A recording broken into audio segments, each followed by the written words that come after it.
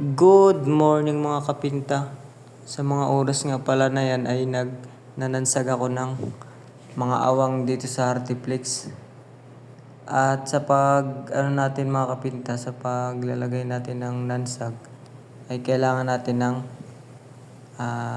konting reducer para hindi siya masyadong matigas. Kahit mga ngawit talaga yung kamay nyo pag sobrang tigas na nansag na ipapahid nyo. Kaya ang ginawa ko dyan, nilagyan ko ng konting reducer para kahit papano hindi masakit sa kamay, hindi mangawit. Ang laki nga pala ng awang na nilagyan ko dyan, kaya kailangan maraming halo. Kaya isang halo pa lang hindi na kinaya dahil sa sobrang laki ng awang.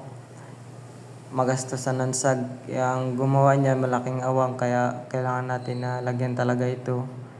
Ang butas na ito. Lagyan ko naman ng masking tape para hindi siya magtulo.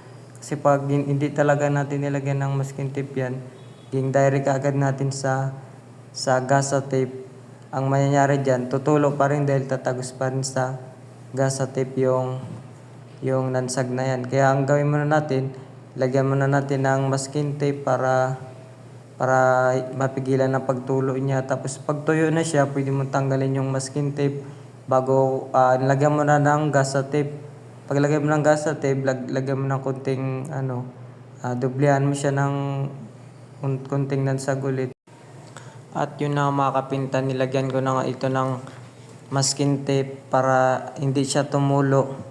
Dahil pag walang masking tape ito, dahil sa laki ng awang nito, ay tutulo yung nansag na nilagay ko. Kaya ginawa ko, nilagyan ko ng masking tape.